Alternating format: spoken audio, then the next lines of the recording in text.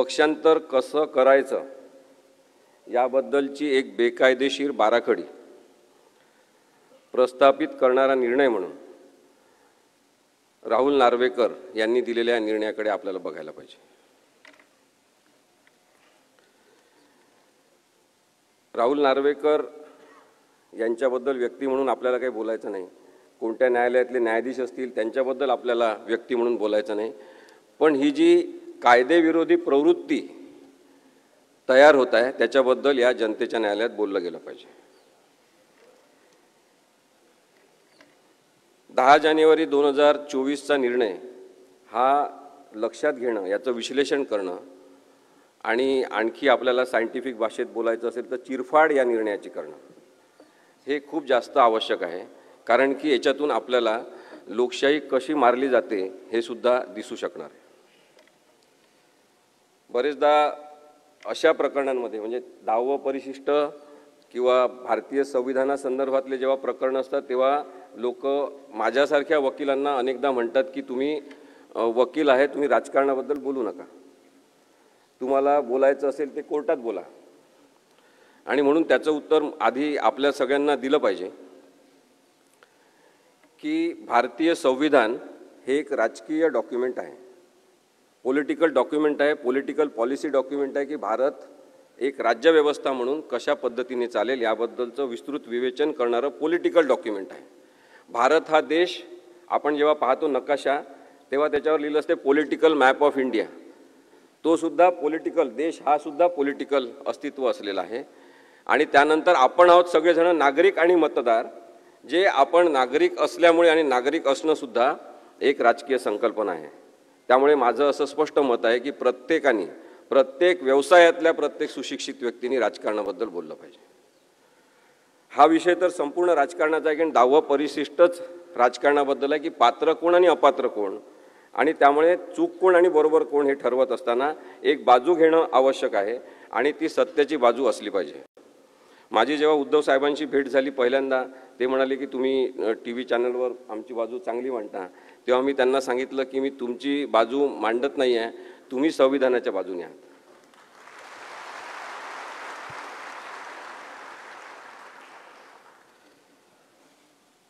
पक्षांतर बंदी कायदा हे नाव आहे 10व्या परिशिष्टाचं। कोणीही सामान्य माणूस आज पक्षांतर बंदी कायद्याबद्दल जाणून आहे, त्याला माहिती झालं आहे की पक्षांतर बंदी कायदा काय आहे, आणि त्यासाठी एकनाथ शिंदे, त्यांना फूस लावणारे देवेंद्र फडणवीस या सगळ्यांचे आपण आभार मानले पाहिजे की कायदेविषयक प्रबोधन एवढ्या मोठ्या प्रमाणात त्यांनी घडवून आणलं। 10व्या परिशिष्टामध्ये पक्षांतर बंदी कायदा जो आहे त्याचं स्पष्ट नाव आहे पक्षांतर बंदी कायदा। पक्षांतर सोप्या पद्धतीने करण्यासाठीचा कायदा असं काही त्याचं नाव नाही। यामध्ये संविधानिक नैतिकता आणण्याचा जो प्रयत्न राजीव गांधींनी 1985 साली केला की लोक कोणत्याही पक्षातून उठून कधी पण कोणत्या पक्षात जात होते, त्यामुळे अस्थैर्य निर्माण होत होतं आणि राजकीय अस्थैर्य निर्माण होऊ नये आणि राजकीय पक्ष चालवणाऱ्या लोकांना सतत वॉचमनची भूमिका करावी लागू नये, विश्वासार्हता असली पाहिजे, प्रामाणिकता असली पाहिजे, आपल्या पक्षाची एकनिष्ठा असली पाहिजे, ज्याच्यामुळे तो एक कमी महत्त्वाचा असलेला विषय बाजूला राहील आणि महत्त्वाचा विषय म्हणजे राज्य प्रशासन ते चांगल्या प्रकारे चालवता येईल। या उद्देशाने पक्षांतर बंदी कायदा 1985 साली अस्तित्वात आला। त्याच्यामधलं परिच्छेद 1B, 1A, 1B हे दोन अत्यंत महत्त्वाचे आहे। 1B मध्ये सांगितलेलं आहे की लेजिस्लेचर पार्टी म्हणजे काय। लेजिस्लेचर पार्टी म्हणजे विधिमंडळ पक्ष म्हणजे काय, विधिमंडळ पक्ष। आणि दुसरी 1C मध्ये व्याख्या केलेली आहे की ओरिजिनल पॉलिटिकल पार्टी म्हणजे मूळ राजकीय पक्ष म्हणजे काय। ओरिजिनल पॉलिटिकल पार्टी जी आहे ती जननी आहे त्या पॉलिटिकल पार्टीची, सगळेजण जे अस्तित्वात असतात ते त्या राजकीय पक्षाचे सदस्य असतात। आणि लेजिस्लेचर पार्टी जी आहे विधिमंडळ पक्ष आमदारांनी निवडून आल्यावर तयार झालेला विधिमंडळ पक्ष असतो। विधिमंडळ पक्षाचं आयुष्य हे 5 वर्षाचं असते, कारण की 5 वर्षानंतर ते लोक बदलतील, काही जण पुन्हा निवडून येतील, पण नवीन विधिमंडळ पक्ष तयार होईल। त्यामुळे विधिमंडळ पक्ष ही अस्थायी स्वरूपाची व्यवस्था आहे आणि म्हणून कायद्यामध्ये विधिमंडळ पक्षाला महत्त्व नाही। जो मूळ राजकीय पक्ष आहे त्याला महत्त्व आहे। आपल्या बाबतीत पाहायचं असेल तर मूळ राजकीय पक्ष शिवसेना आहे, बाळासाहेब ठाकरेंनी स्थापन केलेला आहे, त्यांच्या सहीने रजिस्ट्रेशन झालेलं आहे. आणि त्यामुळे मूळ राजकीय पक्ष हा पक्ष चालवेल. विधिमंडळ पक्ष हे आमदार म्हणून निवडून आलेल्या लोकांचा जो पक्ष आहे त्याच्यावर सुद्धा नियंत्रण ठेवण्याचे सगळं कायद्यानुसार हे मूळ राजकीय पक्षाला आहे, ओरिजिनल पॉलिटिकल पार्टीला आहे. एवढं ते सोपं आहे. आता या दोन व्याख्या पाहिल्यावर आपल्याला लक्षात आलं असेल की अस्थायी स्वरूपाची जी व्यवस्था आहे ती विधिमंडळ पक्ष आहे.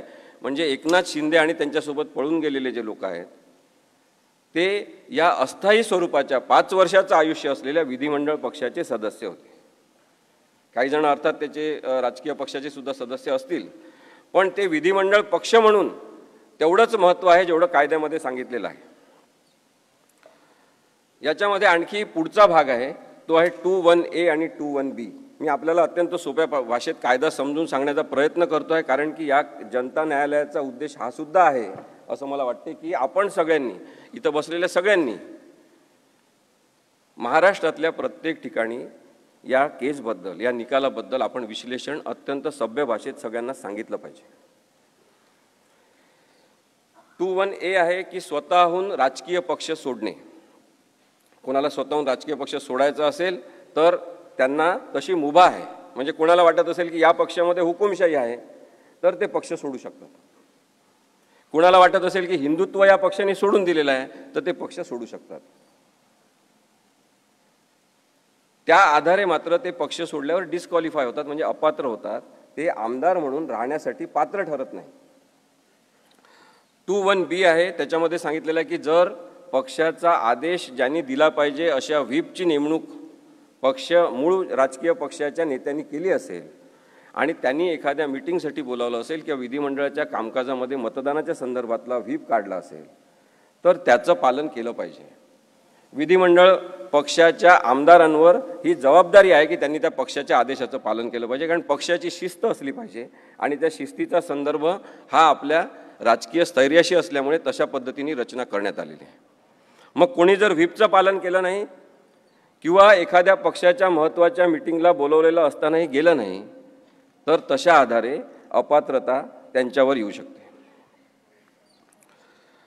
परिच्छेद 3 जो आहे या 10व्या शेड्यूलमधला, त्याच्यामध्ये असं होतं की स्प्लिट म्हणजे उभी फूट झाली असेल की अर्धे लोक तिकडे अर्धे लोक इकडे असं गेलं असेल तर आधी त्या संदर्भात त्यांना संरक्षण असायचं की तुम्ही अर्धे लोक फुटून गेलेले आहे, त्याच्यामुळे तुम्हाला कोणाला अपात्र करता येणार नाही. परंतु नंतर कायदेशीर सुधारणा जेव्हा झाली तेव्हा परिच्छेद 3 हे डिलीट करण्यात आलं. त्यामुळे आता कोणालाही स्प्लिट आम्ही केलेला आहे, आम्ही पक्ष सोडून सगळेजण गेलेलो आहे, आम्ही जास्त संख्येने गेलेलो आहे, त्याच्यामुळे आम्हाला संरक्षण आहे, आम्हाला अपात्र ठरू नका असं म्हणण्याचा कोणताही अधिकार कोणाला राहिलेला नाही. मग आता जर पक्ष सोडला असेल कोणी तर त्यांना हक्क काय आहे की ते एका दुसऱ्या राजकीय पक्षामध्ये त्वरित विलीन होऊ शकतात. ते एखादा आपला गट स्थापन करून त्या गटाला गट म्हणून मान्यता, राजकीय गट म्हणून मान्यता मिळवून नंतर एखादा राजकीय पक्ष काढू शकतात. पण आपल्याला हे माहिती आहे की एकनाथ शिंदे आणि त्यांच्यासोबत मी पळून गेलेले असंच म्हणतो नेहमी, पळून गेलेल्या आमदारांनी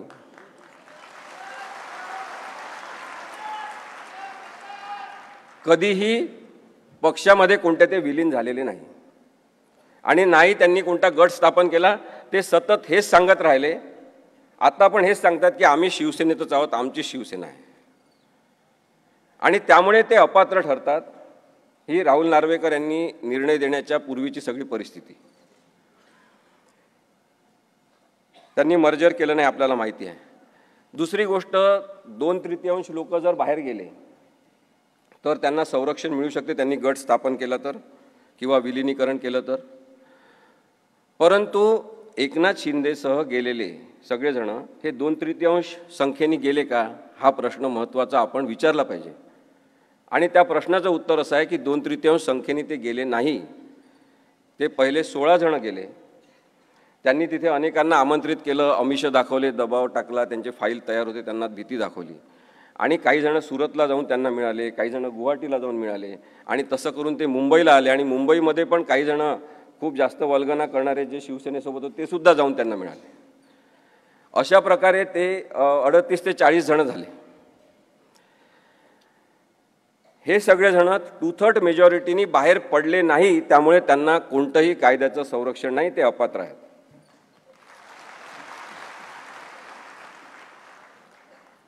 आता पॅराग्राफ 5 जो आहे या कायद्याचा, त्याच्यामध्ये एक्सेप्शन्स दिलेले आहेत की कोणत्या परिस्थितीत अपात्र ठरणार नाही. त्याच्यामध्ये आता मी जे सांगितलं तेच लिहिलेलं आहे, पण एक महत्त्वाचा मुद्दा त्याच्यामध्ये आहे आणि तो आपण राहुल नार्वेकर यांच्या बाबतीत लक्षात घेतला पाहिजे.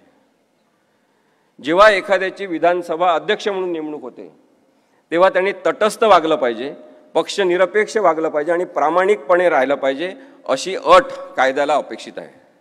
असं कायद्याला अपेक्षित आहे की हा माणूस आता निरपेक्ष वागेल, पक्षाशी याचा संबंध नाही. आणि म्हणून याच्यामध्ये एक तरतूद आहे की विधानसभा अध्यक्षपद आपल्याला मिळाल्यानंतर साधारणतः नैतिक प्रामाणिकता याची जाणीव ठेवून त्या माणसाचा राजीनामा द्यायचा आणि राजीनामा दिला तरी तो अपात्र ठरत नाही, त्याला संरक्षण आहे कायद्यानुसार. आणि ज्यावेळेस तो माणूस विधानसभा अध्यक्ष राहणार नाही तेव्हा परत तो त्या पक्षामध्ये जाऊ शकतो, तो पात्रच राहील, त्याला अपात्र ठरवण्यात येणार नाही. राहुल नार्वेकर यांनी राजीनामा दिला नव्हता, आपल्याला माहिती आहे. पॅरा 6 हा एक महत्त्वाचा सांगतो आणि मग मी पुढचं ज्या घडामोडी आहेत त्या आपण कायदेशीर दृष्टिकोनातून आपल्यासमोर मांडतो. पॅराग्राफ 6 जो आहे त्याच्यामध्ये सांगितलेलं आहे की विधानसभेच्या संदर्भात किंवा 10 शेड्यूलच्या संदर्भात कोणी अपात्र ठरू शकतात का किंवा अपात्र ठरवले गेले पाहिजे का, या संदर्भातला मुद्दा जेव्हा तयार होईल तेव्हा त्याची सुनावणी विधानसभा अध्यक्षांसमोरच झाली पाहिजे, असं पॅराग्राफ 6 मध्ये म्हटलेलं आहे. आणि त्यामुळे सेपरेशन ऑफ पॉवर्स याला आपण म्हणतो की शक्तीचं विकेंद्रीकरण केलेलं आहे. आणि त्यामुळे सर्वोच्च न्यायालयाने तो नैतिकतेचा टेंबा लावून असं सांगितलं की आम्ही हा निर्णय घेणार नाही, हा निर्णय विधानसभा अध्यक्षांनी घेतला पाहिजे. म्हणजे एक प्रकारे त्यांनी विधानसभा अध्यक्षांना कायदेशीर अधिकार आहे आणि संविधानिक अधिकार आहे हा निर्णय घेण्याचे, त्यामुळे त्यांनी तो निर्णय घ्यावा असं सांगताना ज्या गोष्टी जाहीर केलेल्या आहेत त्यासुद्धा पाहणं महत्त्वाचं आहे. विधानसभा अध्यक्षांनी सुप्रीम कोर्टच्या या सगळ्या निर्णयाचा त्यांना अधिकार अपात्रतेचे तुम्ही वापरा आणि तुम्ही अपात्र म्हणून जाहीर करा हे सांगितलं विश्वासाने, त्याचा विश्वासघात सुप्रीम कोर्टाचा कसा केलेला हे सुद्धा मी पुढे सांगणार आहे. आता हा कायदा झाला, एवढं सगळ्यांना समजलं असेल. आता या कायद्याचा अर्थ कसा काढायचा, जेव्हा एखादी शंका निर्माण झाली, एखादी गडबड झाली किंवा एखादी अशी परिस्थिती अपात्रतेसंदर्भातली निर्माण झाली तर या कायद्याचा अर्थ कसा काढायचा. कोणताच कायदा असं म्हणत नाही की तुमच्या मनाला वाटेल तसा अर्थ काढा. कायद्याचे अर्थ काढण्यासाठी आम्हाला इथे काही वकील पण बसले, त्यांना माहिती असेल की कायद्याचा अर्थ कसा काढायचा या संदर्भात आम्हाला लॉ कॉलेजमध्ये शिकवलं जाते. आणि ते काय शिकवलेलं असते की इंटरप्रिटेशन ऑफ स्टॅच्यूट म्हणून कायदा असतो. जेव्हा कायद्याचा अर्थ अस्पष्ट आहे किंवा त्याचे अर्थ काढण्याची गरज आहे तेव्हा अर्थ कसा काढायचा याच्यासाठी इंटरप्रिटेशन ऑफ स्टॅच्यूट नावाचा की कायद्याचे अन्वय अर्थ काढण्याच्या संदर्भातले नीतिनियम असलेला मॅक्सवेल यांचं एक पुस्तक आहे, ते साधारणतः आम्ही रेफर करतो आणि त्याच्यामध्ये सांगितलेलं आहे की आधी जसा कायदा सांगितलेला आहे तसाच कायदा, ज्या शब्दात म्हटलेला आहे ना तसाच कायदा, त्याचा काही अर्थबिर्थ काढायचा नाही. समजा त्याच्यातून काही कळत नसेल तर मग त्या कायद्याचा उद्देश काय, रिझन आणि ऑब्जेक्टिव्ह असं आम्ही त्याला म्हणतो की तो कायदा करण्याचा उद्देश काय तो लक्षात घ्यायचा आहे. मग आता पक्षांतर बंदी कायद्याचा उद्देश काय आहे, पक्षांतर थांबवणं हा उद्देश आहे, पक्षांतर कोणी करू नये हा उद्देश आहे. त्याच अर्थाने त्याचे अर्थ काढले गेले पाहिजे कायद्याचे. चौथा आहे की डायरेक्टिव्ह प्रिन्सिपल्सच्या आधारे आपण त्याचे अर्थ काढले पाहिजे. पाचवा आहे की बेसिक स्ट्रक्चर जे कॉन्स्टिट्यूशनचं आहे त्याच्यामध्ये मूलभूत ढाच्यामध्ये काय अपेक्षित आहे तो संविधानाचा उद्देश लक्षात घेऊन अर्थ काढला पाहिजे. आणि पाचवा आहे की एक सर्वसमावेशक व्यापक असा अन्वयार्थ काढला पाहिजे, त्याला होलिस्टिक अप्रोच असं कायद्यात म्हणतात, तो घेतला पाहिजे आणि त्याच्यानुसार कायद्याचे अर्थ काढले पाहिजे. आता या सगळ्या 4-5 तत्वांवर राहुल नार्वेकर यांनी आपली बुद्धिमत्ता लावली आहे का हे बघा. ते पण लॉ ग्रॅज्युएट आहेत, कोणत्या कॉलेजमध्ये शिकले, कशा प्रकारे अर्थ काढले. सगळेच जे अशा प्रकारच्या ट्रिब्युनलवर बसणार आहेत, अनेक जण जे न्यायाधीश होणार आहेत ते असे वागणार असतील तर मग कायद्यावर विश्वास राहील का, हा सुद्धा विचार आपल्याला करण्याची गरज आहे. अपात्रतेचे हे प्रकरण थेट अध्यक्षांकडे गेलेलं नव्हतं हे आपण समजून घ्या. अपात्रतेचं हे प्रकरण थेट अध्यक्षांकडे गेलं असतं तर कदाचित त्याचा अर्थ आपल्या मनाने त्यांनी जसा काढलाय तसं काढणं आणखी जास्त सोपं झालं असतं. पण हा हे प्रकरण थेट त्यांच्याकडे गेलेलं नाही, तर हे आधी सर्वोच्च न्यायालयात प्रकरण गेलं. मग सर्वोच्च न्यायालयाने जे निरीक्षणं नोंदवलेले आहेत ते बघितले पाहिजे आपण, आणि त्याच्यानुसार आपल्याला विचार करता आला पाहिजे, आणि तो राहुल नार्वेकर यांनी करण्याची जबाबदारी त्यांच्यावर होती.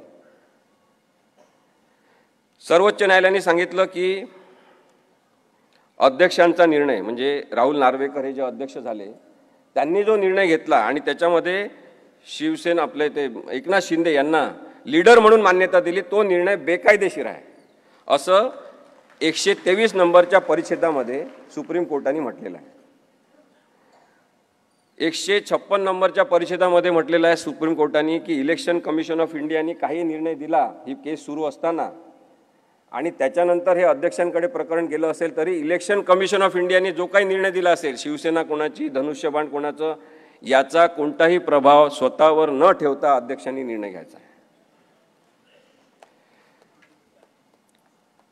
परिच्छेद 206D याच्यामध्ये सांगितलेलं आहे की विधिमंडळ पक्ष व्हीप नियुक्त करू शकत नाही. विधिमंडळ पक्ष म्हणजे कोण? निवडून आलेले आमदार. ते ठरवू शकत नाही व्हीप कोण आहे. त्यांनी स्पष्टपणे सांगितलं की मूळ राजकीय पक्ष व्हीप नेमू शकतात.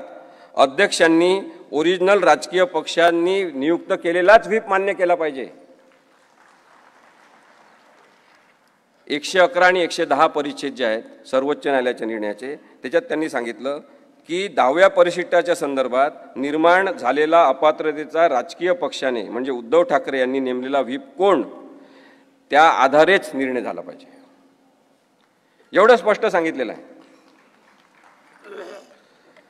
119वा परिच्छेद, मी थोडंसं हे कायदा काही खूप इंटरेस्टिंग करता येत नाही, पण आपल्याला आज या न्यायालयामध्ये हे समजून घ्यायचं आहे. खरं तर एकनाथ शिंदे, नंतर राहुल नार्वेकर, त्यांच्या मागे एक ताकद म्हणून उभे असलेले देवेंद्र फडणवीस यांनी हा कायदा फार इंटरेस्टिंग केलेला आहे.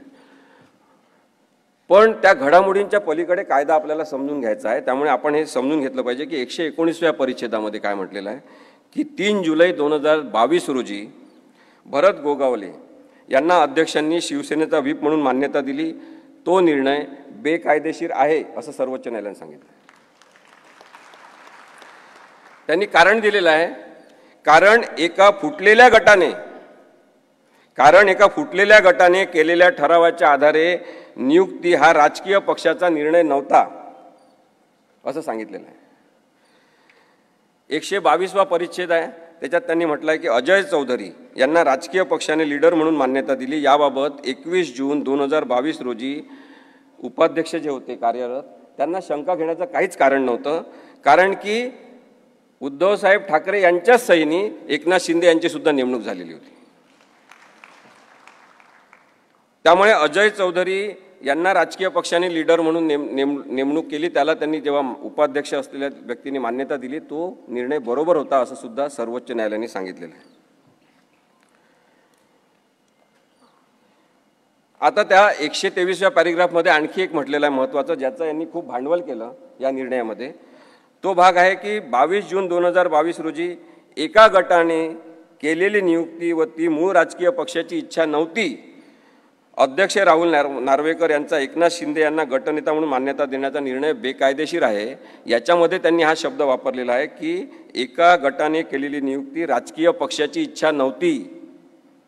राजकीय पक्ष म्हणजे रजिस्टर्ड असलेला उद्धव बाळासाहेब ठाकरे यांच्या सहीचा पक्ष. त्यांची ती पॉलिटिकल विल नव्हती, त्यांचं ते काही इच्छा नव्हती, आणि तशा वेळेस त्या व्यक्तीला आपण मान्यता देऊ शकत नाही असं कारण सुद्धा, त्याला रिझनिंग असं म्हणतात, असं कारण सुद्धा सर्वोच्च न्यायालयाने दिलेलं आहे. 206B मध्ये त्यांनी सांगितलं की आता या सगळ्या प्रकरणाचा निकाल अध्यक्षांनी घेतला पाहिजे असं त्यांनी सांगितल्यावर त्यांनी पुढे म्हटलेलं आहे 206B मध्ये की अध्यक्षांनी वाजवी कालावधीमध्ये या प्रकरणाचा निकाल लावला पाहिजे.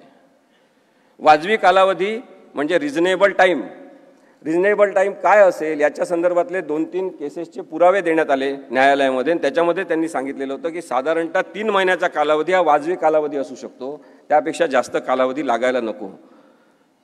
माझं तर वकील म्हणून असं म्हणणं होतं तेव्हापासून की हा निर्णय तर जसं आपण ते मॅगी फूड तयार करतो ना, पटकन टाकलं की मॅगी तयार, तसा तयार असलेला निर्णय होता.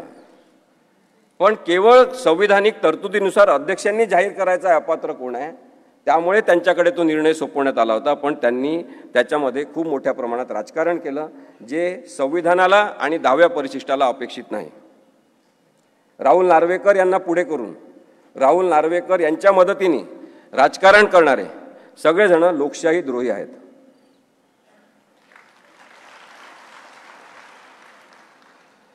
अध्यक्षांनी मूळ राजकीय पक्षाने नियुक्त केलेला व्हीप मान्य करावा व पार्टीची घटना काय या संदर्भात निर्णय घ्यावा असं त्यांना सूचित करण्यात आलं होतं.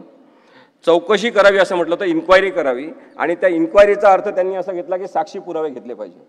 आणि मग त्यांनी एका जनरल मॅजिस्ट्रेट कोर्टात चालतात तसे पुरावे, साक्षीदार बोलवले, पुरावे घेतले, जेव्हा की या कायद्याची समरी प्रोसिडिंग चालली पाहिजे अशीच कायद्याची अपेक्षा आहे. कोर्टाने म्हटलेलं आहे की आम्ही हे सगळे निर्णय दिले, मी तुम्हाला जे आता वाचून दाखवले, त्या निर्णयांच्या प्रिन्सिपल्सवर अध्यक्षांनी निर्णय घ्यायचा. हे जे ज्युडिशियल प्रिन्सिपल्स आम्ही सेट केलेले आहे याच्या आधारे तुम्हाला निर्णय द्यायचा आहे असं सुद्धा या निर्णयामध्ये नमूद करण्यात आलेलं आहे. या निर्णयामध्ये एक आणखी घटक आहे जो अत्यंत महत्त्वाचा, किंवा तसं पाहिलं तर फालतू माणूस पण महत्त्वाचा, म्हणजे महत्त्वाच्या पदावर बसलेला, ते म्हणजे आपले राज्यपाल.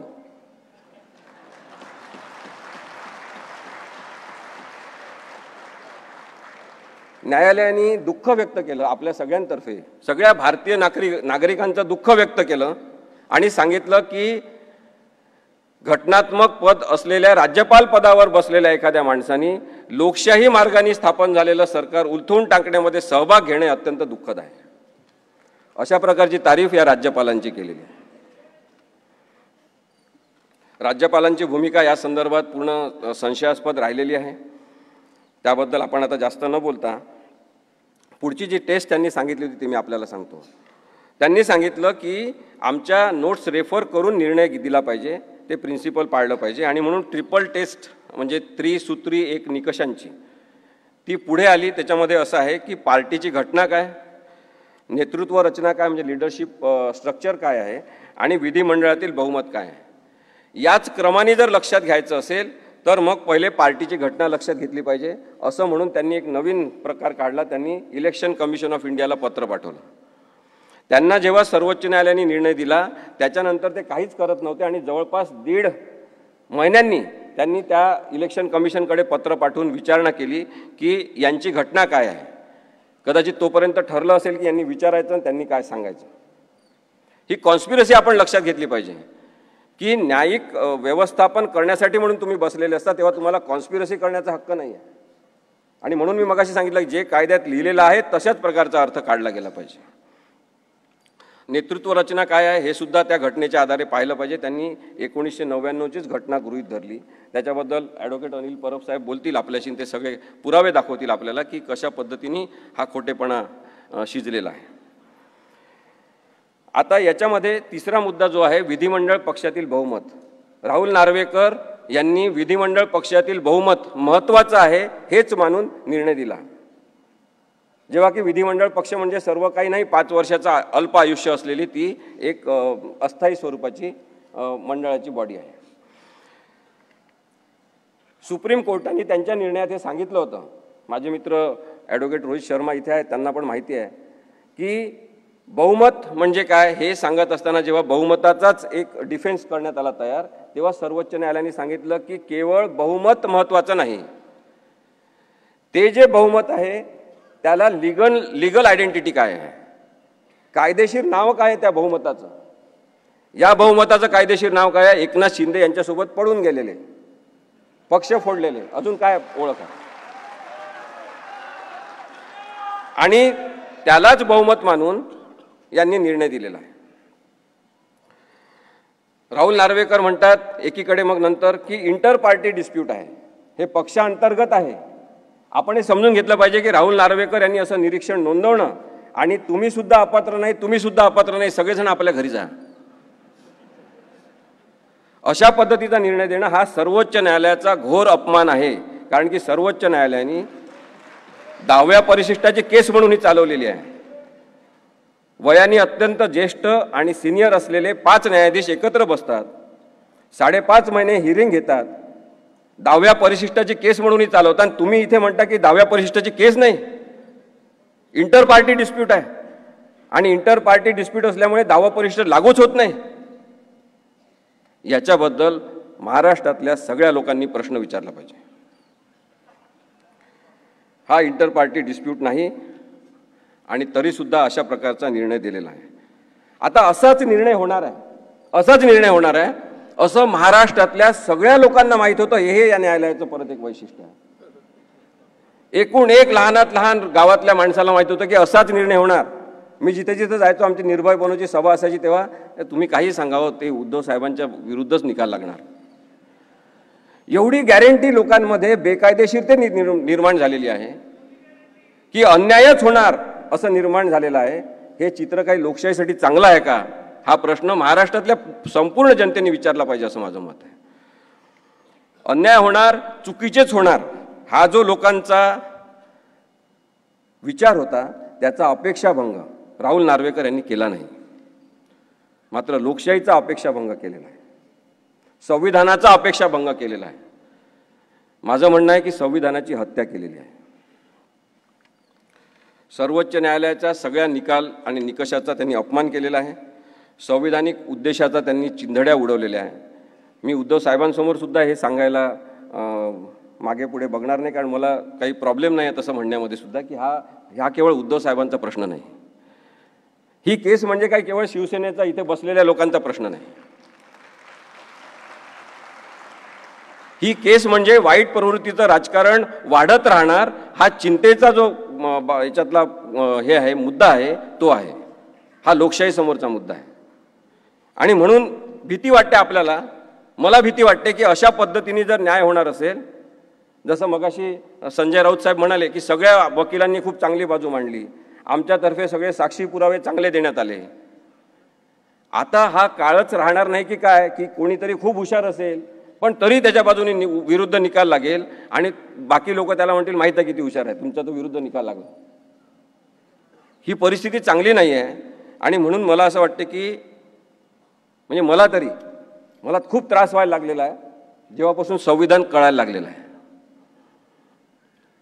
मानसिक त्रासाचा हा मुद्दा होऊ शकतो काही लोकांसाठी ज्यांचं डोकं ठिकाणावर आहे, ज्यांना हे कळतं की हा कसा काय निर्णय दिलेला आहे. आणि आता यांच्यापैकीच काही जण 14 केसेस यांच्या विरुद्ध दाखल केले. इथे बसलेले काही लोक खाली बसलेले भरत गोगावले यांनी दाखल केले हायकोर्टामध्ये केसेस की या सगळ्या लोकांना अपात्र का केलं नाही. न्यायालयाने अशा प्रकारची केस दाखल करून घेऊ सुद्धा नाही असं माझं म्हणणं आहे. तुम्ही संपूर्ण न्यायव्यवस्थेची कायद्याची थट्टा उडवता का. यांच्यावर खूप मोठा फाईन मारला पाहिजे उच्च न्यायालयाने असं माझं मत आहे.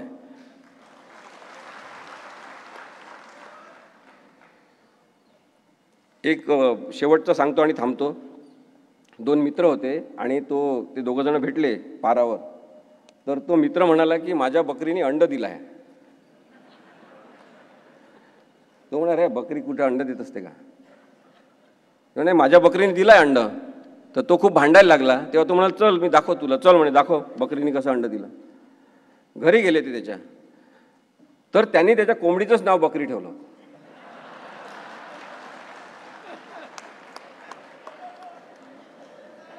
राहुल नार्वेकर यांनी अन्यायाचं नाव न्याय ठेवलेलं आहे.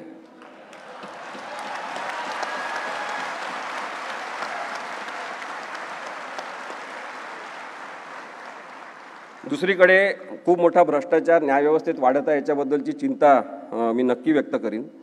मी जस्टिस चंद्रशेखर धर्माधिकारी जिवंत असताना त्यांच्यासोबत काम करत होतो. ते नेहमी सांगायचे की आता कायद्याचं राज्य काही राहिलं नाही, काय द्यायचं राज्य राहिलेलं आहे.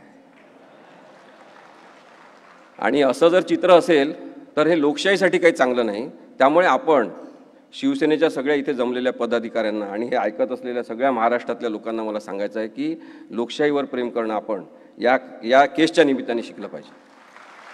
धन्यवाद. तुम्ही पाहत आहात विस्टा न्यूज मराठी.